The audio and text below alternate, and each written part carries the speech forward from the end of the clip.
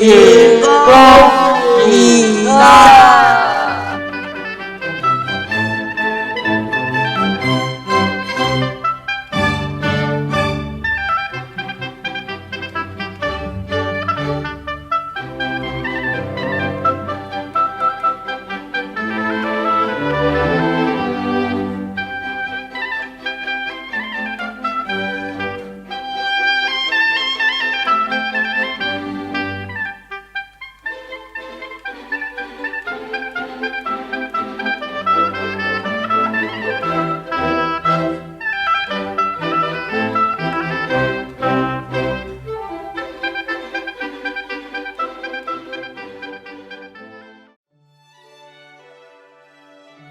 喺好耐以前，住喺黃屋山行兩座大山嘅山腳下，住咗一戶人家。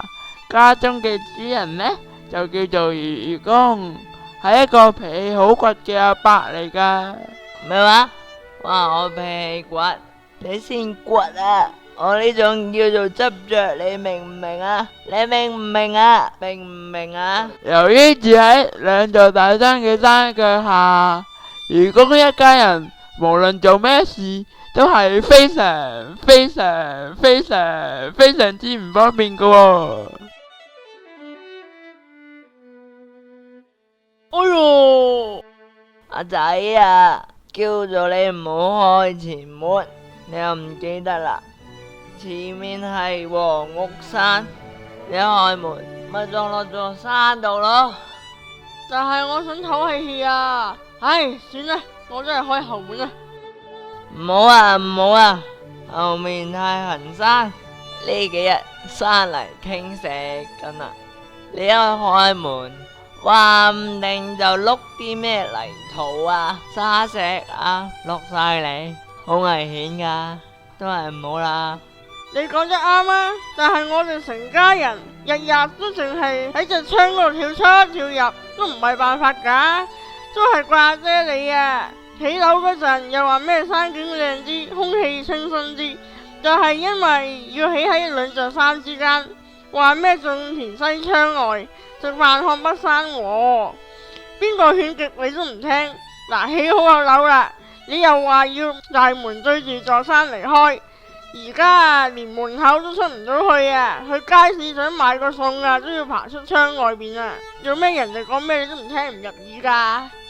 咪係咯，阿姐講得冇錯，我哋又冇獅子俠咁本事，日日爬山，好攰嘅。阿爺，我諗過啦，不如喺窗嘅呢邊再開道門啦。阿孫啊！喺窗邊再開道門，好麻煩噶，又要買材料，又要請工人。咁，要阿爺你嘅意思，我哋應該點好呢？照我睇，不如我哋將黃屋同太行兩座大山一齊搬走佢啦。其實咁咪仲麻煩。好啦，就咁決定啦。由聽日起，全家搬山。係啦，阿姐，究竟我哋要點搬法呢？乜你咁噶？你冇玩過層層疊嘅咩？先將座山一層層移開，然後係目的地砌翻埋佢咪得咯。咁咪重大工程，我諗不如咁啦，先將山腳刮通，然後呢就裝啲碌上去，最後就推去第二度，咁咪賺咗好多功夫咯。咦，你個仔都蠢晒，睇嚟你都有醒目嘅時候喎。好啦，就咁決定啦。終於又輪到我出場啦！話說第二日清早，愚公一家人就帶埋工具開始乒乒乓乓咁挖起山嚟。有人路過就問佢哋啦：咁你哋喺度做緊啲咩啊？我哋喺度挖緊唔係啊，阿爺話喎，我哋喺度改善港生活質素，開立田啊富利。過咗冇幾耐，村民都知道佢哋嘅移山計劃，於是一傳十，十傳百，就成為咗人人皆知嘅計劃。呢個消息冇幾耐，就傳到去一個叫智守嘅老伯耳朵入面。呢個老伯最中意多管閒事嘅啦。講咩好呢？大家好啊，我就係全宇宙最聰明嘅智守啦。智呢，就係智慧個智，守呢，個手字點寫啊？唉，唔理啦，反正就係老人家咁解啦。加埋咪就係有智慧個老人家咯。所以呢，我最睇唔過眼嘅就係人哋做蠢事啦。聽講愚公呢個老伯要移走黃屋、太行兩座大山喎，呢件事簡直就係我成世人聽過最蠢嘅事啦。作為一個好管閒事嘅，唔係，應該係樂於幫助人嘅人，我有義務去勸下佢噶。 1、2、3啊！加油！鏟啦，掘啦掘啊！3、4、5啊！掘啦！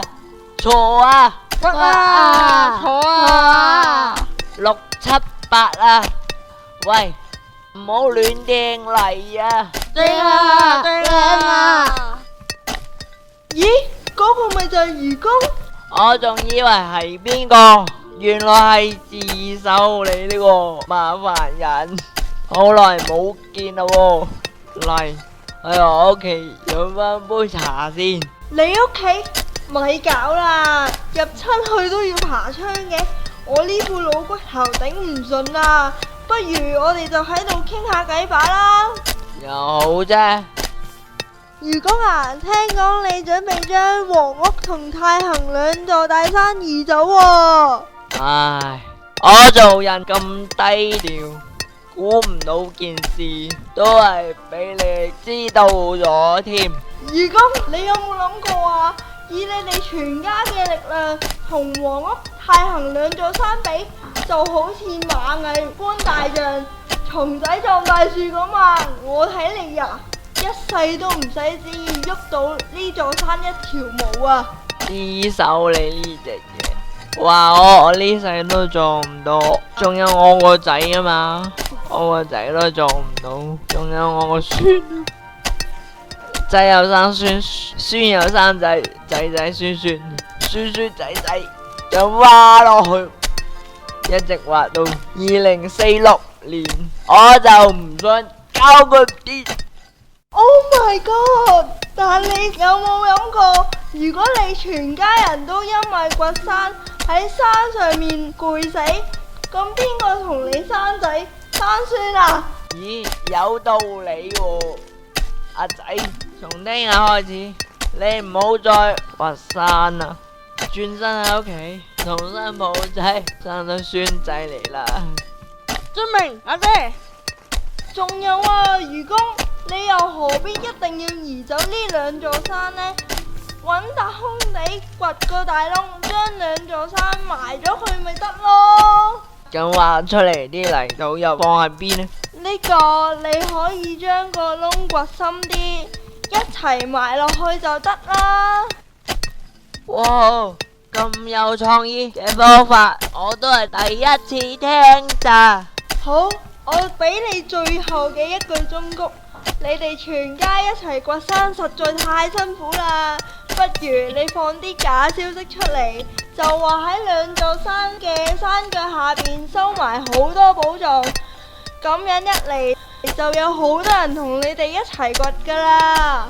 哎呀，智守啊智守，我一直都以為你係正人君子，估唔到你，我點可能做出呢啲口講無憑嘅事呢？吓？我咁啊，至少都要畫翻張藏寶圖先有人信噶嘛。吓？就喺自首同愚公討論住一無詭計嘅時候，天界嘅天帝都收到有關呢件事嘅消息，天帝都非常感動啊！係啊，呢件事雖然令人感動，但係你居然保重龍體，慳返啲眼淚啊！楊長實在太美咩啦，不過好過眼啊！改領，你頭先講咩話？冇講乜嘢，我係啦，你頭先講嗰個咩義父？對唔住，係啊，唔係漁夫，係愚公啊！要講唔係就係嗰個老漁夫啦。唔係啊，係啊，唔係。好啦，我知佢叫咩啦。唉，估唔到世界上仲有啲咁執着、咁傻嘅人。睇嚟我哋國民嘅 quality 仲有待提高啊，巨靈。冇將在。你落去幫下佢啦，將嗰個咩黃屋同埋梯行係咁意搵個地方逼咗佢。不過記住，你最好係夜晚黑先去喎，我唔想驚動太多犯人。我做事嘅原則一向係做好事不留名，時刻保持低調。你唔好掉我家下。這個緊急閉下嘅門。噓，細聲啲啊！呢個人就冇乜掂，就係把聲太大。記住啊，做事要低調，低調啲啊！你明唔明啊？哎呀，真明白。啊，怎好眼瞓啊？返去瞌一陣先，冇咩事，你做啦，係咁先。呢個時候，愚公一家人喺度不停咁挖山喎。4、5、6啊，唔好泄氣啊！熱氣啊，熱氣啊！ 7、8、9啊，揾天公啊！天光，天光！估唔到呢座山真係難挖啊！我後生細仔，骨頭都嚟散啦，好攰啊！阿爺，睇嚟要搬走呢兩座山，再唔係咁咁笨啦。乖孫，你冇嘢嘛？使唔使過嚟坐低唞下先？阿爺，佢就係冇乜嘢，不過我喺度諗緊，究竟我哋去掘山呢個決定係咪真係啱嘅呢？梗係啦，仲使講嘅？真係嘅。梗係啦，梗係啦。阿姐，阿仔啊！阿仔啊，你唔喺屋企，我同新抱生 BB，走嚟呢度做咩啊？阿姐，我諗過啦，與其我哋移走座山，咁不如我哋搬到山後邊啦。咁一嚟唔係輕鬆過搬走座山咩？咦，阿仔，你終於都開竅啦喎！好，快啲執埋包袱，執埋架撐，我哋返屋企啦！好啊！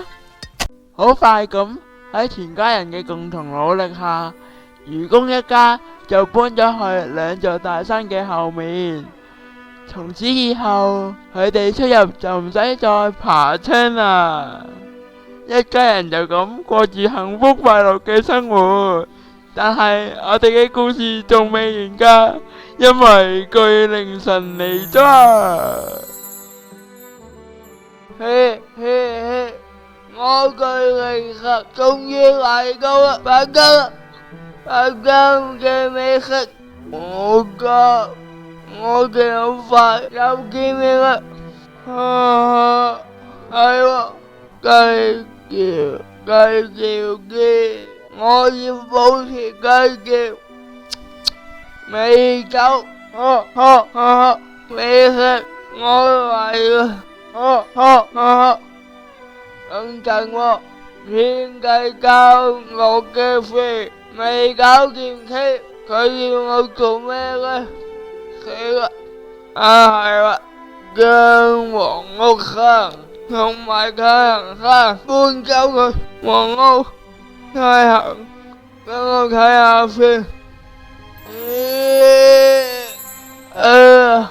兩個嘢好痛啊！有份呢張相啊，好痛啊！我再嚟，哎呀，唔得啊，幾唔瞓，太痛啊，都唔喐啊，算罷啦。橫掂喐個少少，有一個擺一個，搞掂。而家9人未夠未食，我嚟啦！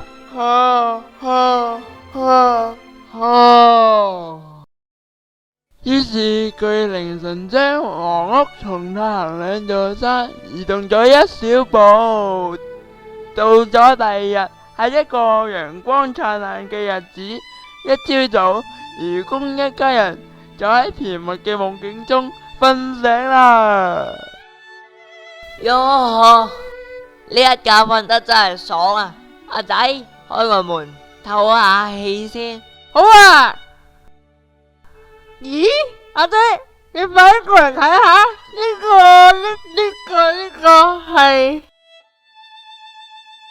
哦，唔係，家係黃屋山運過嚟噶，行我唔到噶。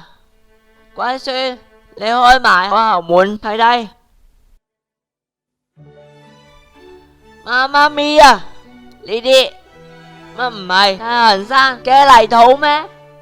乜我哋唔係已經搬咗屋嘅咩？點解仲係夾咗喺兩座山中間噶？天啊，你搞咩啊？阿仔阿孫，我一早就講過，做事咪貪快，最終蝕底晒。你睇下呢次有報應啦，移山先係正途啊！阿仔孫，嚟，我哋即刻去堂堂正正咁移山吧啦！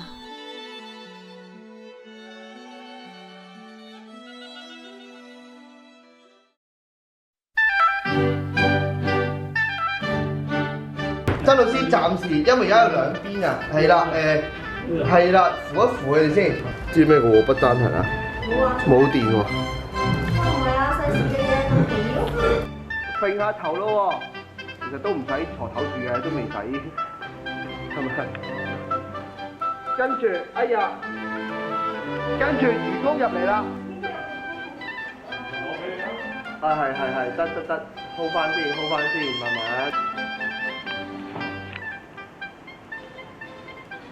唉，好，阿一啊，呢邊望呢邊，阿一個頭出啲，係，衝入去啦！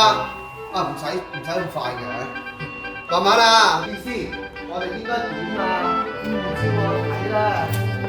照我睇啦，我咧就應該試嘅人啦，對我愚公呢個老伯要移走我嘅後門，睇阿孫。阿孫打開埋後門，阿偉傑。